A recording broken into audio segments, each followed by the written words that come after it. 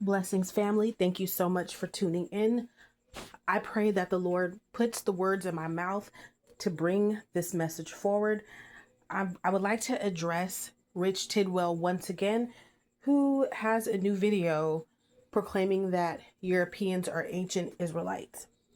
I want to start by saying that even the Ish people of 1948, even they were smart enough to pay for Beta Israel to go to Israel along with the help of the United States.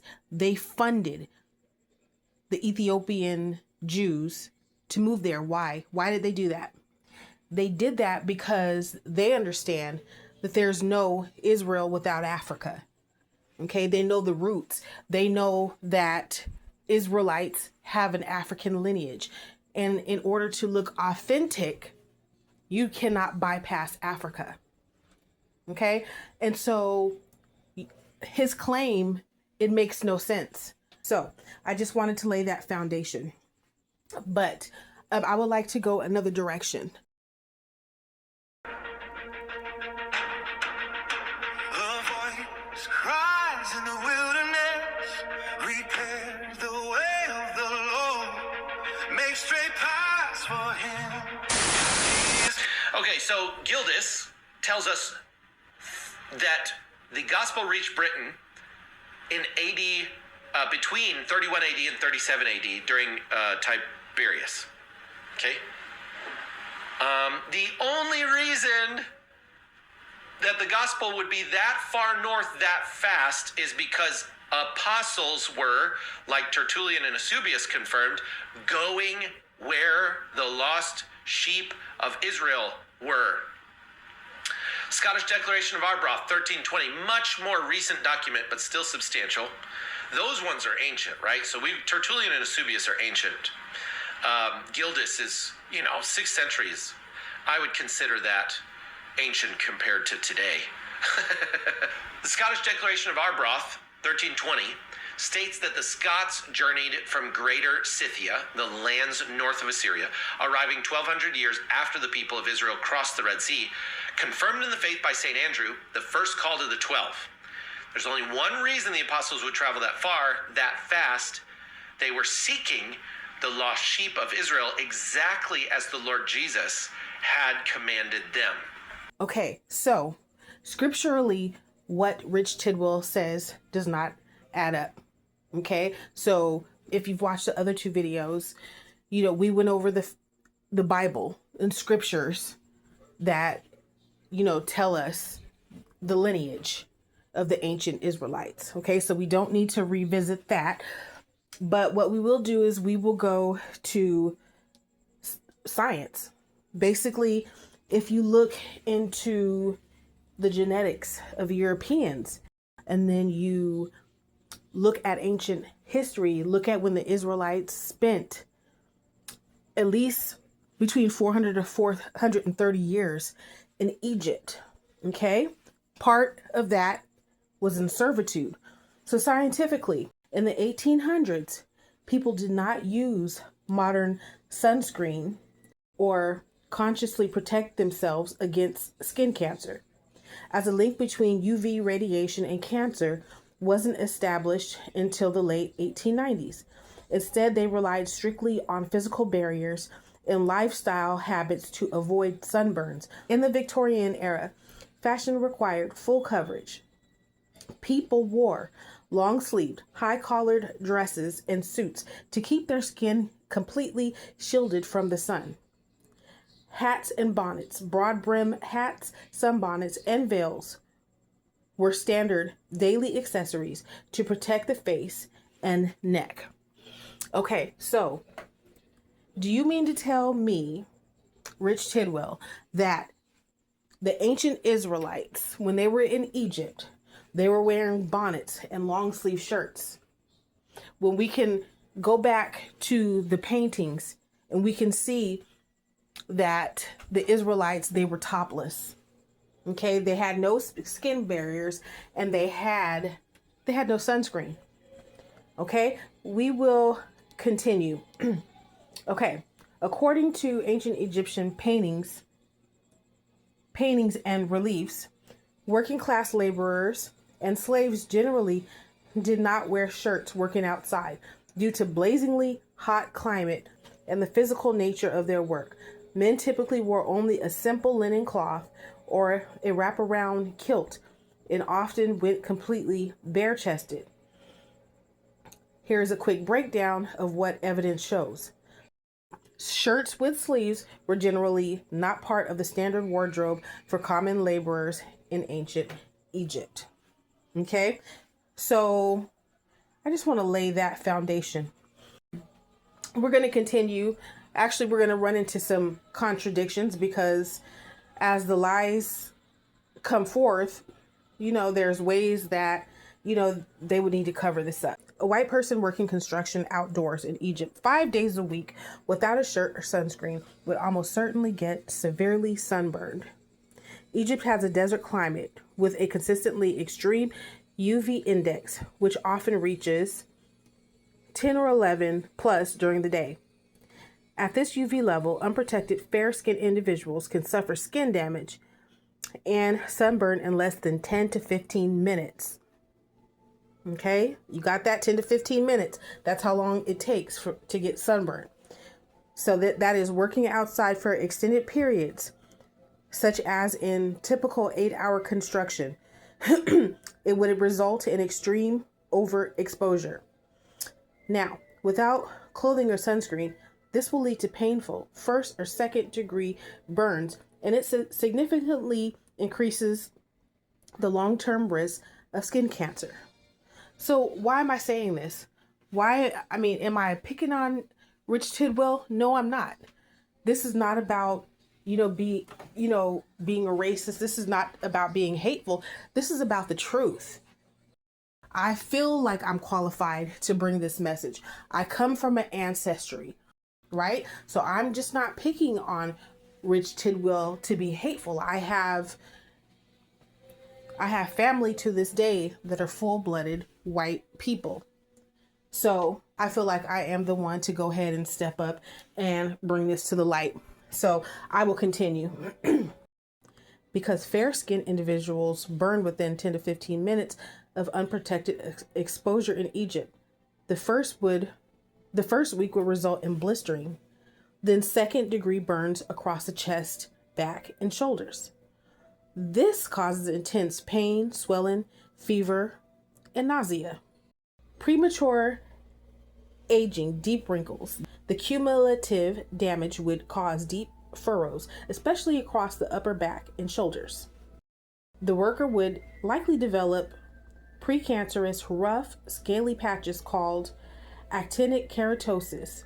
These are caused by years of chronic DNA mutations and require removal so that they do not turn into cancer. Okay? There's no way that Rich Tidwell should be able to present this and nobody question what he says. Let's go back to the 1600s in America.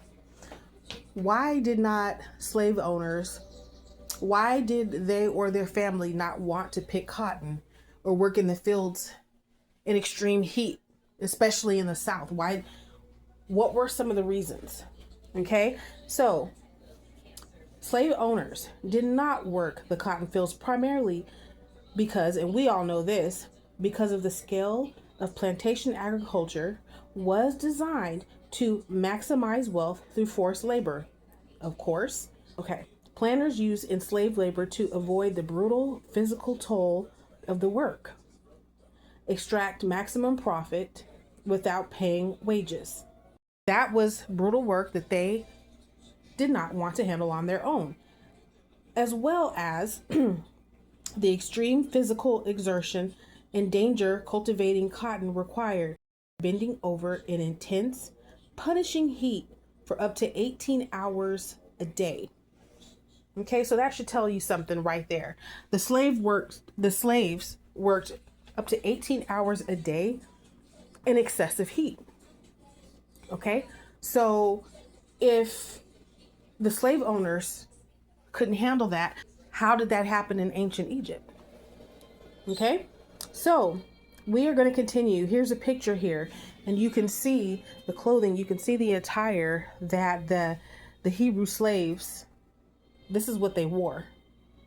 Okay? You can draw your own conclusions from this. All right? So, to continue, while the historical and biblical texts do not record an exact hourly number, the ancient Israelites under Egyptian rule were subjected to forced, ruthless labor.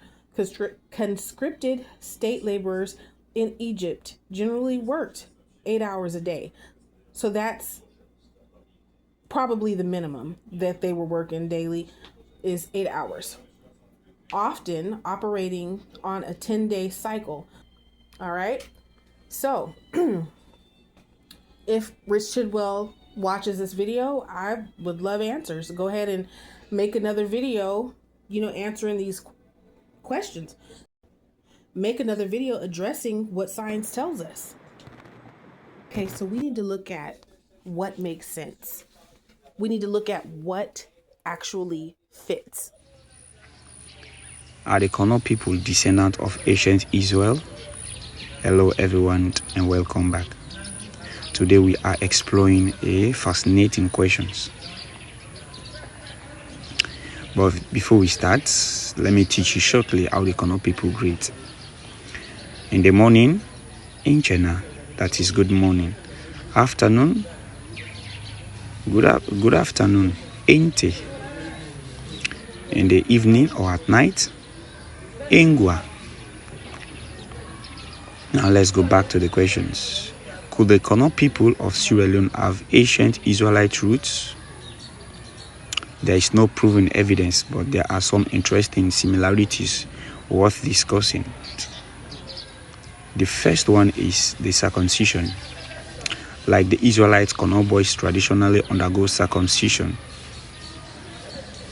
Then also, the Kono people, they have one supreme God. The Kono have long believe in one supreme creator. And the Kono people believe in a God called Yata. That is how they call their own God. In Kono, it's called Yata.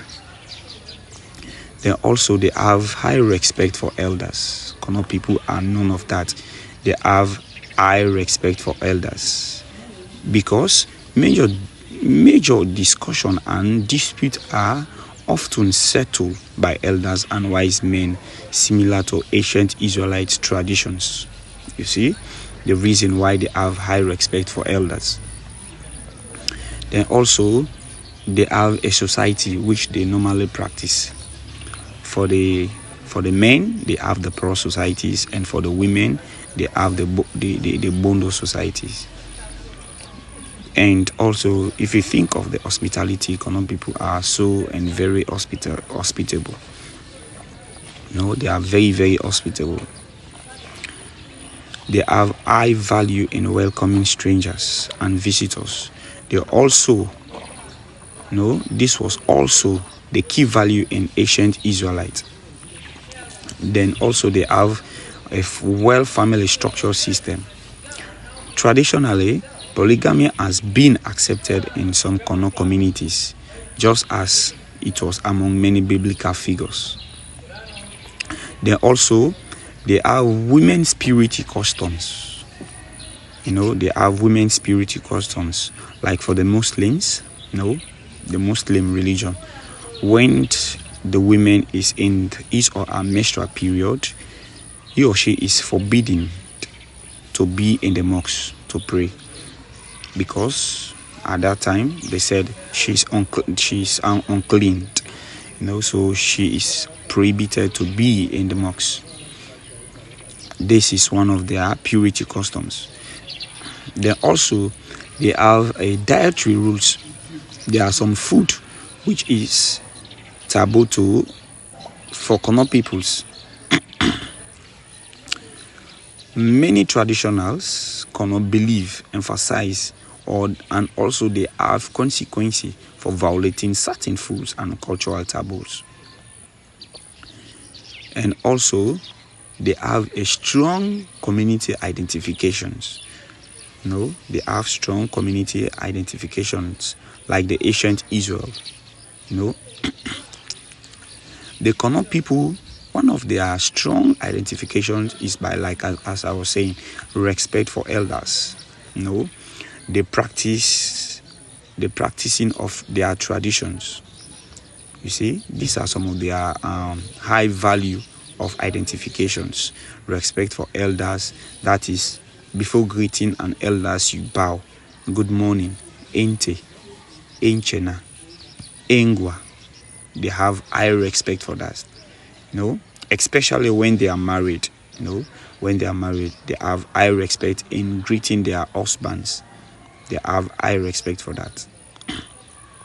Now, at the end of this, I just want to know, does this mean that the Kono are descendants of ancient Israel? This is worth discussing also. But not necessarily. Similar custom can develop in different cultures independently. However, these similarities make the question worth exploring. So, I may like to see your own view of what we have learned today. I may just want to know your own view about the Kono people. How have you been thinking about the Kono people? And the last thing again, Kono people are so grateful. Very, very grateful. You know, like how could the Kono people say thank you, Engwai?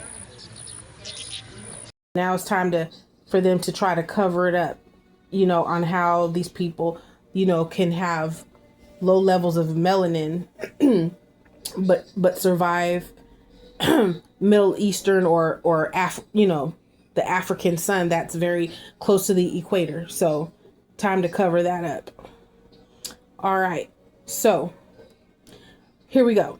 This is an AI overview. Ancient Israelites did not stay topless in the sun from sundown to sunup without burning because the sun sets in the evening and rises in the morning. The night is naturally free of UV rays. Sunscreen is absolutely essential for the 48 people.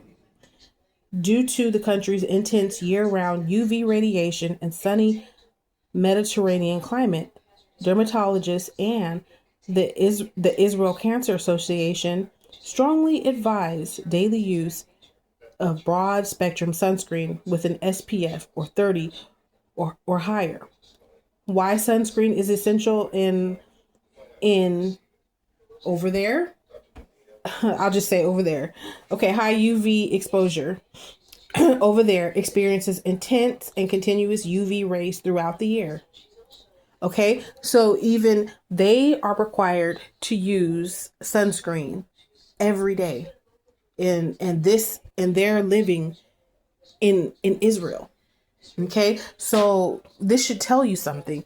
I mean, was the president of Egypt right when he said that the Israelites, they left black and they came back white?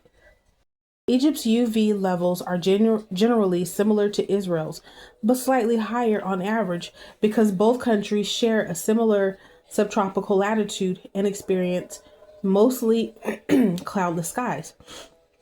Their peak summer UV indices easily reach extreme levels. Egypt receives slightly more direct sunlight and has a lower average cloud cover, resulting in marginally higher year-round UV. Okay? We're going to continue. Yes, the scenario can absolutely cause severe second-degree sunburn, sometimes referred to as a sun poisoning. This is what happens when, you know, when European very fair skin is exposed constantly to the sun. Okay? They can get up to second degree burns. My gosh, second degree burns. And that, okay. So this is what happens when very fair skin, you know, European skin, when it is in the sun, okay, especially shirtless for hours a day. The overview says, yes, the scenario can absolutely cause a severe second degree sunburn, sometimes referred to as sun poisoning, that leaves the skin too painful to move. My mom has white skin. My dad has black skin. I have very fair skin that gets sunburnt very easily, and when I get sunburnt, I cannot do anything for a week. I cannot sit down, I cannot walk, taking a shower is impossible, breathing is pretty much out of the question, because anything and everything that involves skin, it hurts. I pretty much become fragile like a newborn baby. Okay, so, I mean, Rich Tidwell, he's just throwing this stuff out here, but we have the internet.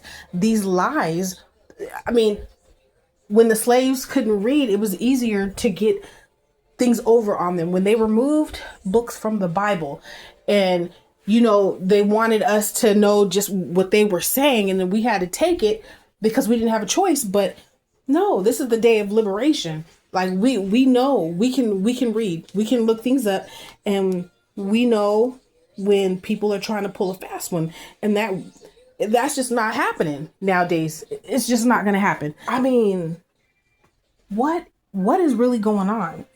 I'm not understanding. Obviously, these people were melanated. They would have had to have high levels of melanin in order to be, you know, to exist in the extreme sun, especially as slaves. I mean, that it's just, this is not even a debate. It's obvious. Okay, so now we're going to look into the genetic makeup of British people. Okay. Yes, British people use sunscreen in Britain, but it is largely seasonal.